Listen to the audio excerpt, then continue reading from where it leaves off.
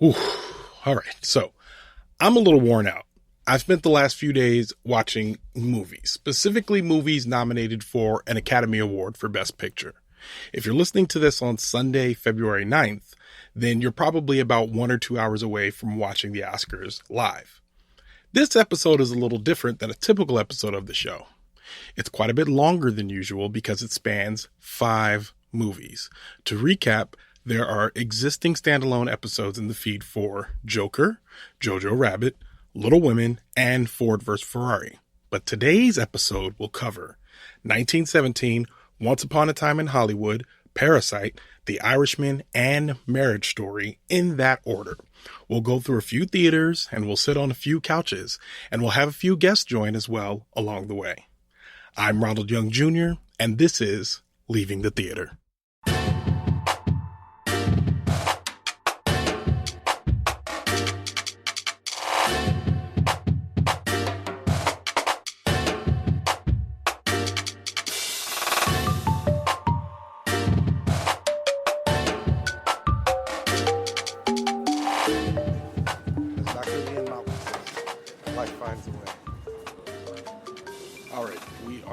Leaving the theater after the AMC Best Picture Showcase, and I'm here with guests. Say your names. Jeremiah. Cinthya.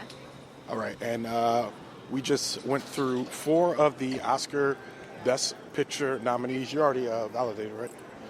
No. Okay. Oh, dang, we got to stand in line? I thought you did this earlier. I tried. It was broken, as usual. As everything else in this theater is. But it's home. But yeah, so we saw 4 of the 4 of the 9 Best Picture nominees. We saw, thank you, Jojo Rabbit, Once Upon a Time in Hollywood, Parasite, and 1917. So let's work our way backwards through these. Okay, so we just saw 1917. That's fresh in our mind. This is my second time seeing it. What are your initial thoughts? I liked it, but I think, especially compared to some of the other ones now, maybe not as strong. It's really a, how would you say? It's a little flat. Flat? Uh-huh. Okay. It's an achievement in cinematography. Yeah, I agree. So this is my second time seeing it, and I felt halfway through, I was like, did I oversell this? Because I was telling you guys, like, you guys are gonna love it. It's gonna be so good, and I really enjoyed it. But I watched it a second time, and I was like, there's not much story. Yeah, it's not. It's pretty straightforward. I mean, not to jump around, but especially following what we saw before it. Yeah. There was not a whole lot going on. Yeah. But big surprises. Like amazing to look at, and from a camera cinematography point of view, like how did they do that? Kind of thing. Like if you're into the kind of behind the scenes, like, camera and lighting stuff, absolutely. It's incredible for sure. But it's not as pretty as Dunkirk. Agreed. Because I think that's the one you have to compare this to is Dunkirk. No, that's Dunkirk was definitely a prettier movie. beautiful. Okay, no, I know what you're talking about. This movie was pretty, but I meant in terms of the big sweeping shots that Dunkirk was doing. I mean, we saw that movie in big IMAX. Yeah. So I don't think this would have been needed to see in big IMAX. They had pretty shots, but this movie had better portraits, maybe, like where you just had a shot of a soldier doing something like as they're going along the way. But I agree. I think even amongst the conversation we're having now, we're just only talking about how it was shot. We're not talking about like what happened in the movie, which I think is enough to tell you, like maybe it's not the winner. There wasn't much to it. Yeah. Okay. So I guess we have not too much to say about 1917 other than that. I'll back down a little. You got to hold it down. There you go. Yep, right there. There you go. Loved how it looked, for sure. Yeah. And I mean, my point of view is like I'm kind of thinking about how they accomplished it, or how they pull off some of these camera tricks. Yeah. But right, I mean. Did you find yourself looking for the cuts? Kind of. I mean, because that's just I look for that stuff by nature anyway. So. Yeah. What would you give it out of 5 stars? I would give it a solid 3.5. Yeah, I'd say somewhere around there, like maybe a 4. Okay. Just, yeah, because it's, I mean, I would be very surprised. I don't even know what's nominated for cinematography, but if that doesn't win, I would be pretty shocked. I think it is quite an achievement. I'd have to look at what the other nominees are, but I'm pretty sure that this was the best bet for cinematography. Sure. All right, well, let's skip back one. I see what you're doing. Yeah, because I think so. We saw Jojo Rabbit, and I already did a review on Jojo Rabbit, so I don't think we need to talk about it again. I think you guys, we saw another movie after Jojo Rabbit called Once Upon a Time in Hollywood, which was the Quentin Tarantino film. So I didn't like it. I think it's going to be one of the first movies on this review podcast that I would give a 1 of 5 stars. Ooh, wow. Yeah, I really did not like it. I was disappointed it being a Tarantino movie. It wasn't. It wasn't a Tarantino movie. It was 2 hours before we saw him. Agreed. Yeah, I think it's a long movie. It's 2 hours and 42 minutes, and you feel every single one of those minutes. Every single one of them. From beginning to end. Yeah, that's fine. We can stand by your car and record. It's not a problem. I mean, I think out of courtesy, I didn't. We could have done that too. I think out of courtesy, I didn't take out my phone to check the time. So I had to because I was like, okay, at any minute now we're gonna get some plot, right? Like they're gonna move this forward. But I think one thing that really bothered me was when Leonardo DiCaprio, who's playing a washed-up actor, is playing a role in this movie. And at one point... In a movie within this movie. Yeah, and at one point, in a movie, in this movie. And inexplicably, they decided to spend a lot of time with him just acting in the movie. And it didn't really have a payoff later. It didn't really hang on to anything. And a lot of the movie is that. It's a lot of wide scenes that you think are going to lead somewhere, and then they never really do. Right. You would think that this is all set up for something. Yeah. But doesn't feel like, at least, that there was any real connection or payoff once we get toward the end. Agreed. I think setup and no payoff is how I would describe this. But I also just, when it got to the action portions towards the end, I felt like they were gratuitous. Even for Tarantino. Yeah. Even for Tarantino, which I think scored the movie a little lower for me. Well, yeah, I wasn't thinking gratuitous, but it was just, I think, such a contrast to the kind of drab first 2 hours. And that, for me, that's quintessential Tarantino, is some just crazy but very stylized action and even violence, and also very he has a very peculiar way of doing dialogue, very witty and wordy, very vocabulary, if that's a word, and that just wasn't there either. So without those two things, it just really didn't feel like a Tarantino movie. In terms of Tarantino films, Cynthia, where would you put this? It doesn't feel like his. Yeah. Because I thought I was not gonna like the movie because of him. Because some of his movies are just too much for me. And I was just so bored. I was like, oh, what happened? It's was he trying not to be himself? Mm-hmm. And then it's 2 hours into it, it's a little bit. But that's all. So rather than this movie being too much for you, it wasn't enough? Yeah, exactly. Yeah. I like that. All right, well, I gave it 1 of 5 stars. What would you guys rate it out of 5? Probably 1. Wow.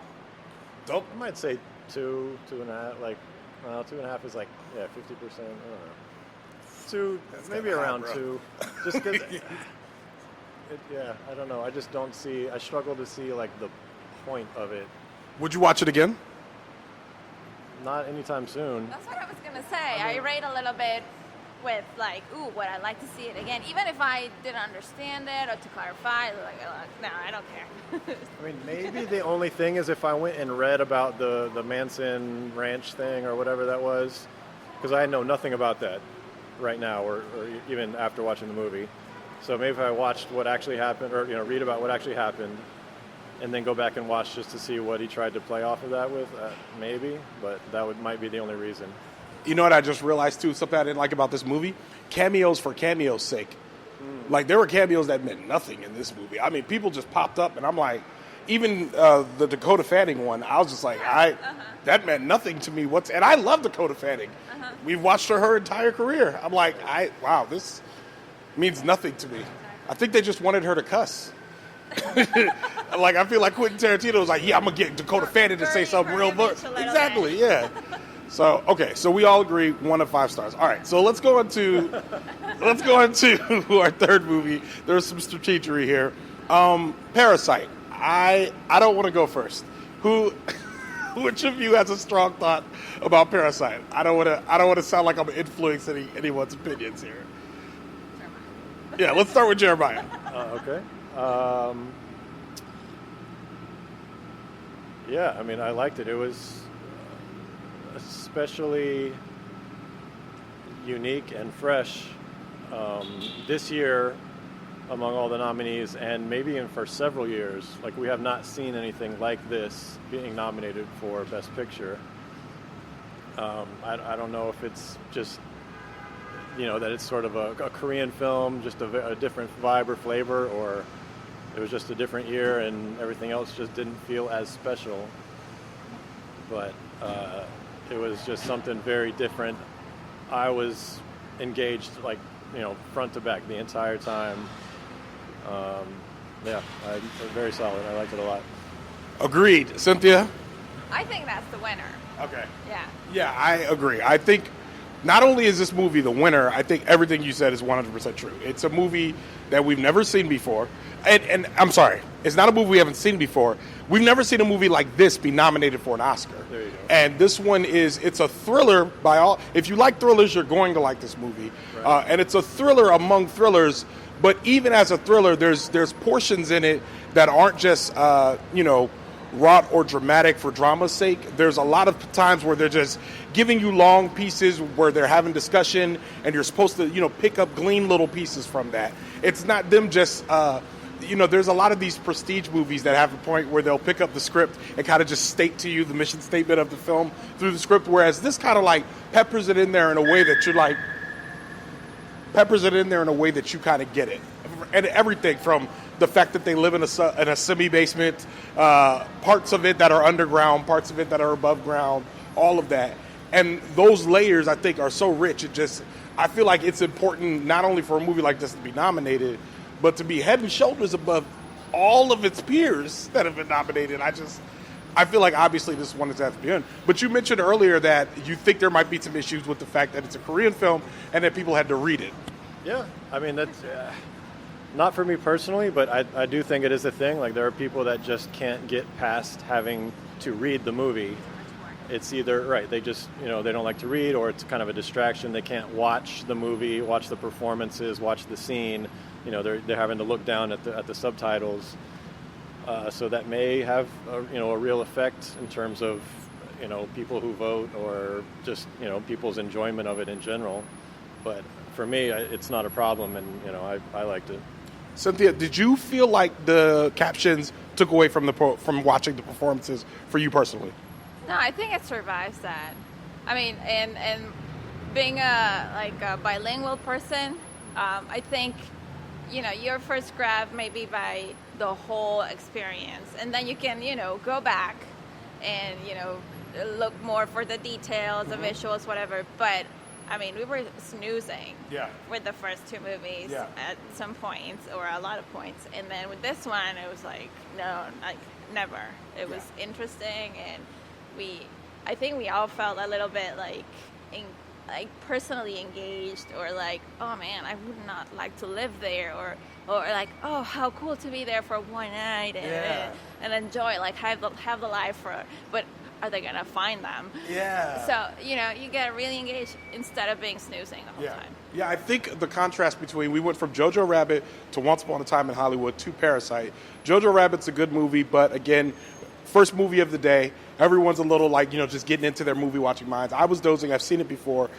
Still like the movie, but I was dozing a little bit. Dozed a lot during Once Upon a Time in Hollywood in the beginning. Very, very slow. Parasite was not like that. Parasite will not let you sleep on it. Like it's a movie that reaches out and says, hey, wake up. What are you doing?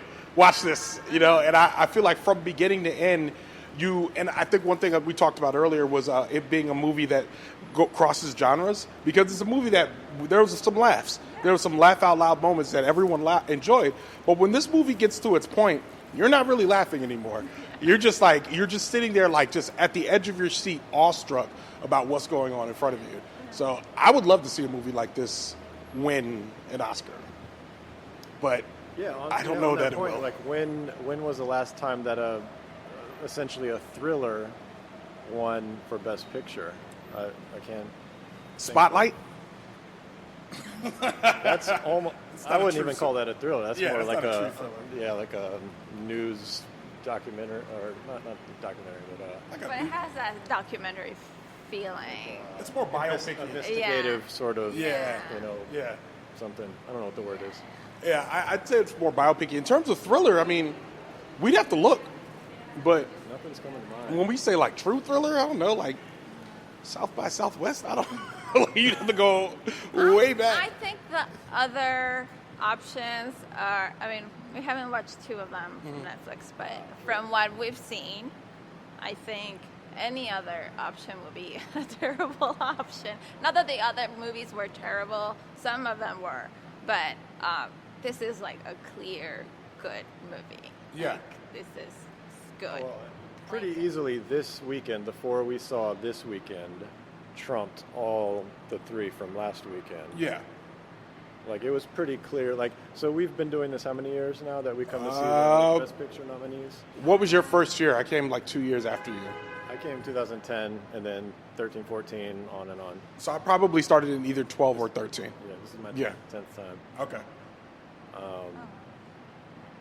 Yeah. Yeah, I think in terms of, so if you go, like you said, we've come to a lot of these.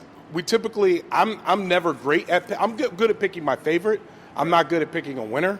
Like I found, but then I realized that there's a lot going on that I don't know about. Yeah.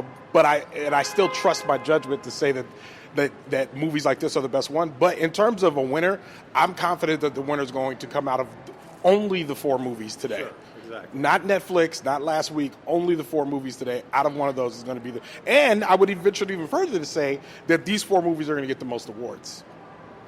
Yeah. Yeah, a lot of room for the technical awards in this weekend. And that's what I was about to lead up to, is that, when you watch all, however many, 7, 8, 9, 10 nominees all together like this, you get a good feel of which ones are just not going to win. Like, since they expanded the field from from 5 to 10, you just know, like, there's some in there that just have no shot.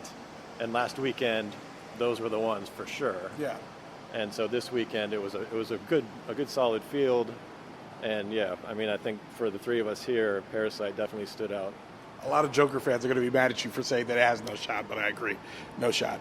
Well, we can do an episode on a second episode or in-depth episode on Joker later. Absolutely can. If you, I think in general, I'm hoping it's Parasite. I'm hoping that the dichotomy or whatever is broken, and that today it's Parasite. But I guess we'll see when we watch the Oscars. So yeah. With that, we're back to my car. I will read the credits later, but thanks, guys, both of you, for being on the show. Thank you. All right. Thanks, Ron. All right.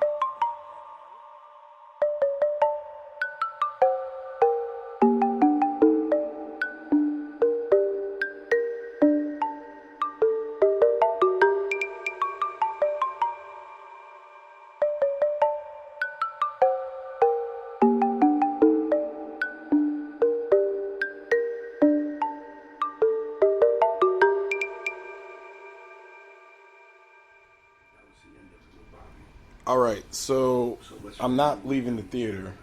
I'm actually sitting on the couch here with Molly, and we're doing a leaving the theater first, which is we're going to review this movie while it's still on. We're watching The Irishman, and it's on right now. But it's been on for 1.5 boring hours, and it has an hour and 58 minutes to go.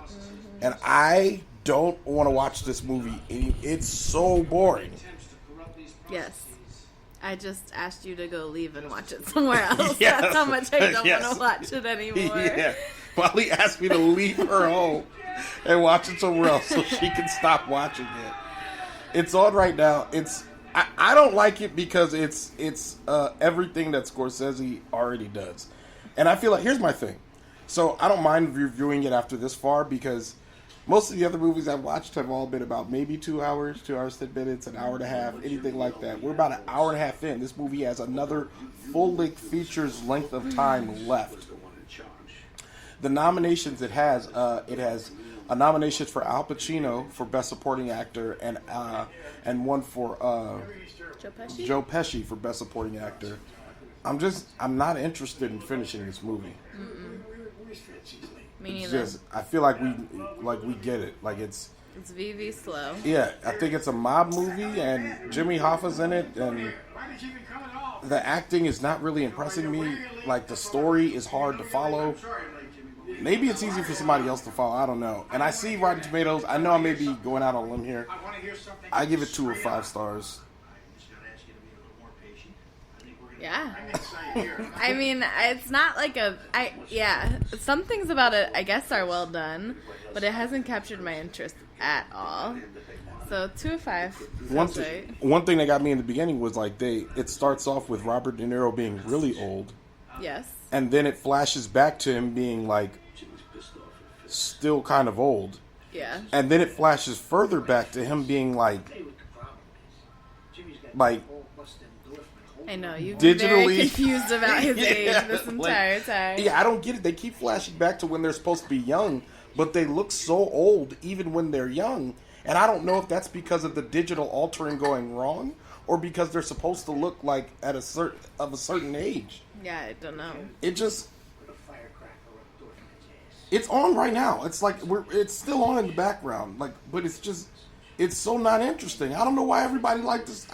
How did y'all watch this for that many hours? Yeah, it's a lot of time to dedicate for something that is not that interesting. And then to say that it's good and say it's nominated for an Oscar, and then you talked about Uncut Gems. Like, we both saw Uncut Gems. So engaging. Fantastic movie. So exciting. Yeah. So good. At the very least, you can nominate Adam Sandler's performance. Yeah. But you don't even get that. Oh, now they're shooting up a car. Sorry. That's happening in the background. Yeah, like you don't even nominate Adam Sandler's performance. But I think that movie was better than what I'm watching right now. Yeah, no doubt. I don't know.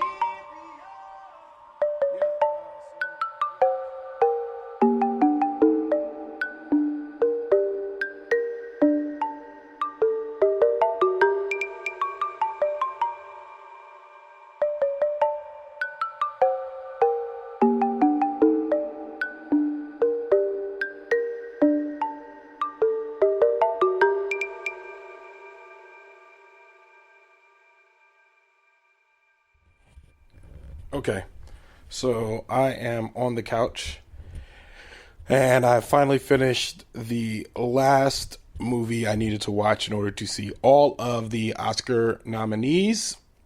A Marriage Story on Netflix, and I think it was good. It was, I'd watched half of it, and then I stopped because I felt like I wasn't mentally in the space where I could really watch this movie.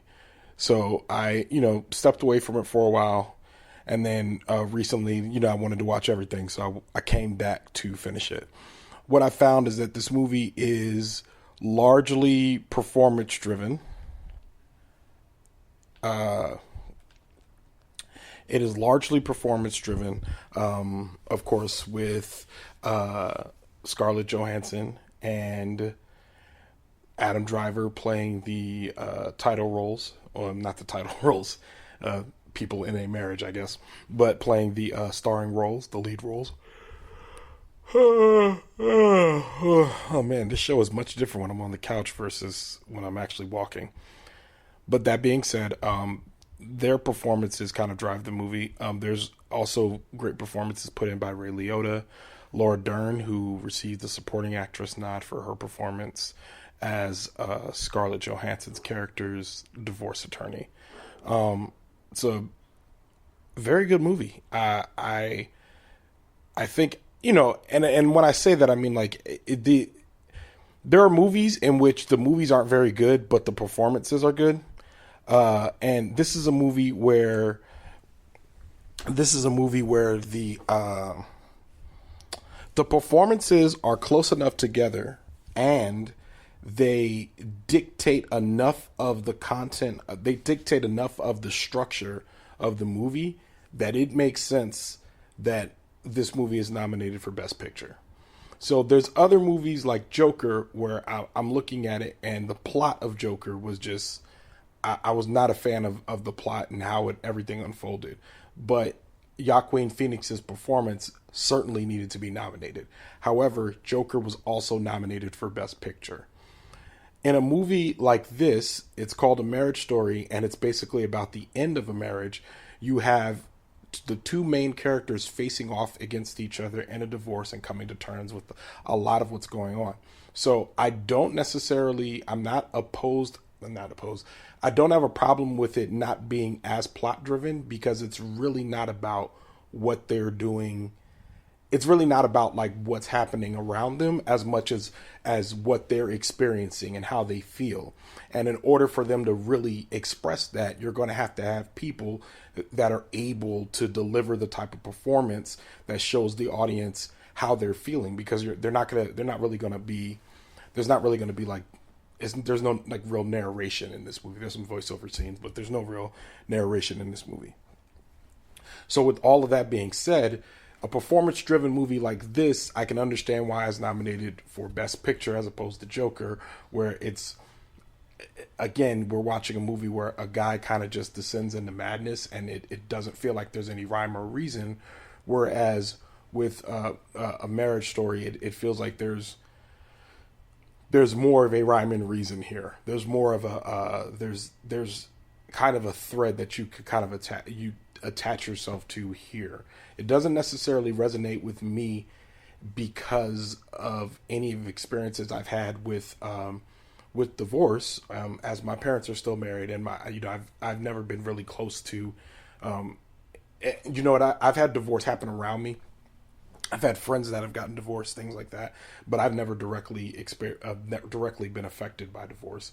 With that being said, the parts that resonate with me are the parts that have to do with the relationship being broken. The main portion of this movie, in which you get all of Adam Driver and Scarlett Johansson's kind of like the meatiest portion, the best acting you get from them, is during a scene towards the second half of the movie in which they kind of get into a fight. And I was blown away. I found myself just engrossed in the scene, and then I kind of like just caught myself mouth wide open, just like leaning forward in my chair, just being like, wow, what's happening right now? And it's because I was sitting there, and I'm like, it wasn't just that I was watching characters. I was just awed at how people can portray something so raw and real so well. You know, it didn't feel acty. It didn't feel contrived. It felt completely like that's how a real fight would go. It went from people trying to reason together to bickering to arguing to like insults. And I mean like deep stuff that you don't want to say. And then I think one thing that Adam Driver in particular did well is at one point he says this very mean, hateful, horrible thing, and he immediately regrets it. And he acts that.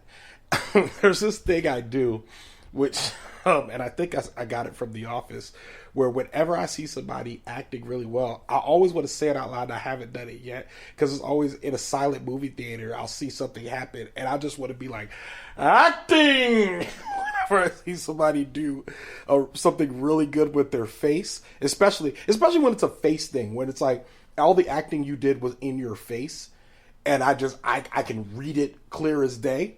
I just want to yell, acting! And that's exactly what Adam Driver, and both him and then Adam Driver did it, but then also Scarlett Johansson must be the queen of like filling her eyes with tears before one drops. We're just filling them with pools of water, and then they overflow, which is like the part of crying. Like whenever you see your friend's eyes well up with tears, you're just like, oh no, no, no, no, no, no, no, no, no, no, no. Like that's, but if you can do that well, that's acting. That's like just fantastic. And I think they both pulled off the emotional hardships of a failed relationship, or of a marriage that's reached its termination.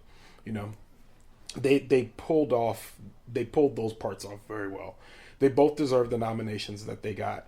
I'm satisfied with this movie being nominated as a Best Picture. Now that I've seen them all, I could see where it fits along the spectrum. So yeah, from here, I think I'm going to go back into the studio, and then I'll talk about my rankings of the films, and yeah, that'll be it. So stay tuned. Oh, I forgot to have a star rating. I would give Marriage Story a 4 of 5 stars. 4 out of 5 stars. And I'm surprised at that rating myself. But was an affecting movie. I was surprised that I liked it as much as I did. So yeah, 4 of 5 stars. Be back with my rankings.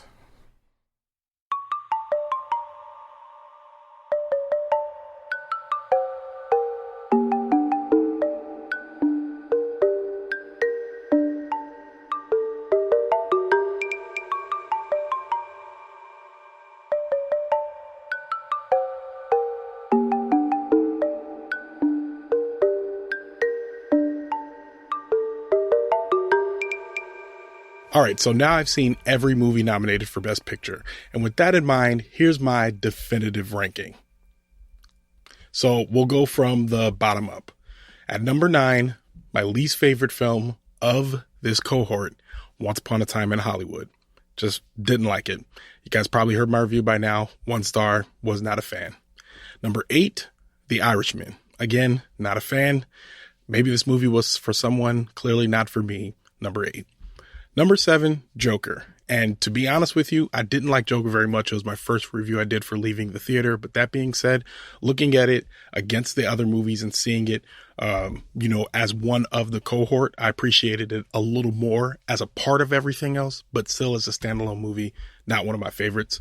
Ford vs. Ferrari, a fine movie. Sorry, the next movie, Ford vs. Ferrari, a fine movie, definitely not my favorite. Okay, so now let's get into my favorites. These are the top 5 movies, and I'll tell you with my pick for Best Picture of the Year. Number 5, Little Women. Told you guys all about it. Saw that one with Molly. Made me feel really warm inside. Good, cute movie. Quaint. Had some issues in the beginning, but when it got to the end, I really enjoyed it. Number 4, 1917. No real complaints about this movie. Wonderfully shot, well acted. For a war film, I thought it did a great job of not just being about, the glory of victory or just, it was really just telling you a story in war, which I really appreciated, both the storytelling style and the cinematography. It will probably win an Oscar for its cinematography, if not win also Best Picture. Number 3, Marriage Story. I was surprised at how much I liked this movie. When like I mentioned before, I took a break. When I got to the second half, I was surprised by how much I really enjoyed this story going for the rest of it. The performances were great. Looking at the interactions were great. Great movie. So that was number 3. Number 2, Jojo Rabbit. I saw it twice, enjoyed it both times, really resonated with me. All of the same things apply about the story itself, about the acting, the story, all of that. Really enjoyed this movie. Will definitely stand the test of time. Would definitely recommend to others. Great movie. And I guess that leaves number 1, Parasite. Brilliant, brilliant, brilliant, brilliant film. It's a thriller, which is my favorite genre. It just hit the nail right on the head. I won't re-review it, but I thought it was number 1. Now, the movie that I think will win Best Picture, win the actual Oscar, it's probably 1917. It's been cleaning up in all the other award shows, and it seemed to be one of the buzziest films of this award season, next to the movie that I hope actually wins, Parasite. I'm really hoping that we can pull a Moonlight this year and just upturn the apple cart, turn it over, whatever you do to apple carts. And I really hope Hollywood gets this one right. And if they do, I would be completely blown away. And that's it. Enjoy the Oscars if you're listening to this before the Oscars. And if you're listening afterwards, you can tell me if I was right or wrong. But in the meantime, let's go back to Molly's couch to see if I can recite these credits from memory. Leaving the theater. Oh, I gotta do credits. I forgot I had to do credits. Oh.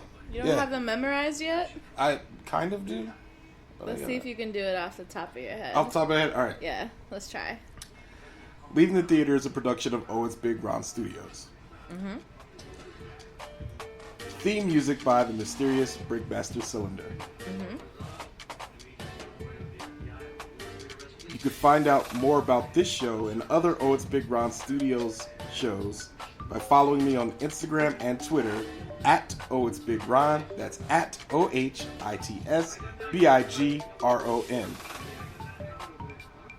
If you like this podcast, check out our sister podcast, Time Well Spent.